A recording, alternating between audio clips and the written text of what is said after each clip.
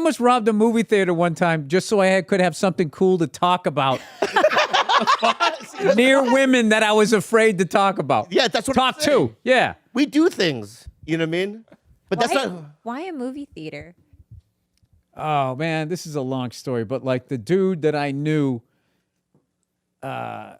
he had already robbed it. Okay. You had to rewrite. No, this was doable. This has been long enough. This has been long enough. Okay. So what he did. Already did it. I got to tell this story vaguely.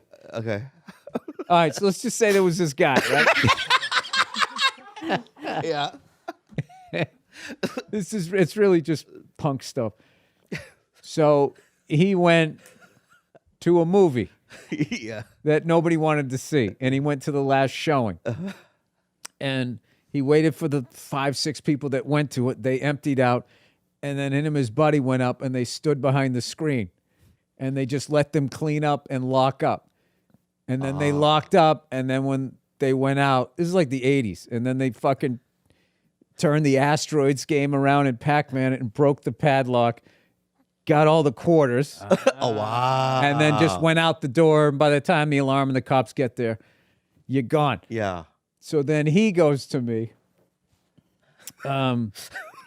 He goes, there's a safe in the office. And I'm like, all right. I don't know how to talk to women. Yeah. This sounds good to me. So it's the same thing. Gonna go to some shit movie nobody sees. You stand behind the screen. And then when they leave, I go, well, they're gonna lock the office door. And he goes, no, but they got the ceiling tile. He goes, you just push those things up and over.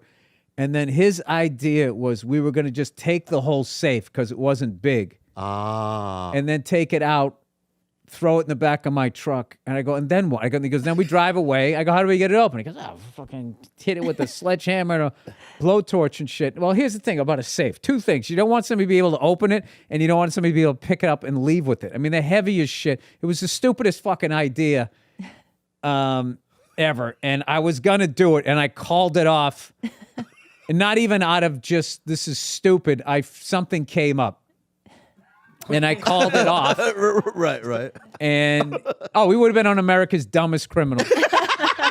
Yeah. Without a doubt. How are we going to get up and over the door? Because this is the thing. There was a big glass lobby. And then the office was in the corner. So if you happened to be driving by and watching this dude giving me like 10 fingers, however the fuck we were going to do it. Yeah. And then, like, how are we going to get the safe out? Right.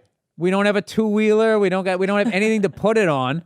Yeah. What were we going to do other than we were going to get caught? And I asked the cop one time what I would have got. I go, you would have done about 3 years for that. Oh, wow. Something like that. Yeah. He goes, well, there's no gun involved. But he kind of broke the whole thing down.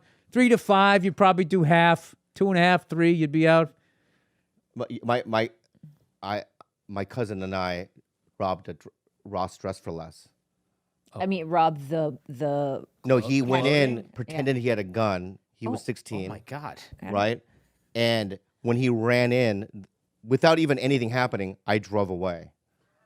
You left him there? I left him there. What happened to him now? Because I thought I heard cops coming. Yeah. Right? He had just walked in. Cops are coming. It was just like He's an like a instinctual. thief hypochondriac. It was like an instinctual, and I just left him there, right? Yeah. And then he turned out, when he walked in, he didn't do the gun thing. He just tried to steal some shoes because he had like a toy gun that he was gonna, right? But he went to juvie, but I ran away from home. I lived in my car in Orange County for a week, right? And then I called my mom. But yeah, that was real scary.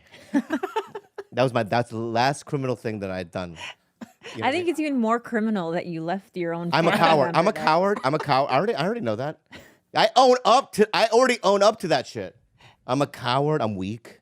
You know what I mean? We had one where you cover up the license plate with snow, and then the person goes into the liquor store, acts like they're going to buy the case of beer, and then right as you get up to the register, then you just run out, jump in the car, and you take off.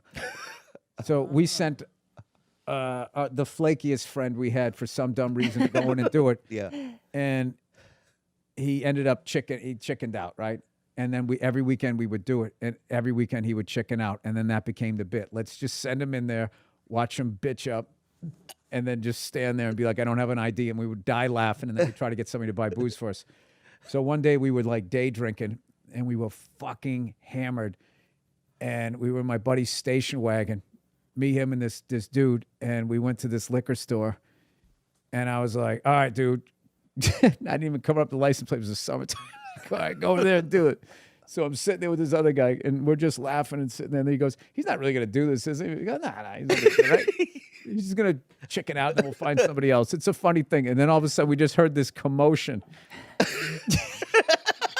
And he comes running around. I'll never forget. He ran around the corner, and he's looking back instead of running. He's uncoordinated, and he's got a case of beer, and he's looking back, dude. And I swear to God, the fattest chick you've ever seen in your life is right on his ass with a pencil and a fucking pad of paper. So now we're starting to drive away. We're going, come on. He's running. And I got the tailgate down on the station wagon. Yeah. And he dives in. And as we're driving away, I hear her yell out, like, she's like, BX958, I got it.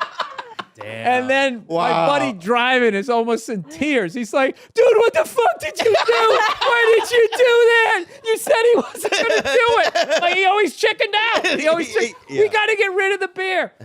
So we go into this. This is just typical punk suburb shit. So we pull in, and I'm hammered. Yeah. And I grab this case of beer, and I run up this guy's lawn, and I see somebody vaguely in the driveway looking at me, and I throw it under the shrub and then run away. With the owner of the house is looking at me. That's how drunk I was. We get in the car, we leave. Long story short, my buddy's neighbor was a cop. He recognized the plate. And then he goes, oh, gee, it's my jerk-off neighbor. I'll handle that after work. And then what ended up happening was the dude who did it and the dude who drove got in trouble for it, and they didn't bring up that I was there. So then they went to court, and I was like, well, there's no reason for you to go because they don't know. And then they had to pay some fine, conduct unbecoming a good citizen. And they got like community service and shit like that. That's like East Coast Goodfellas shit. You don't rat. Yeah. You don't rat. No, that's straight across the board. You don't rat.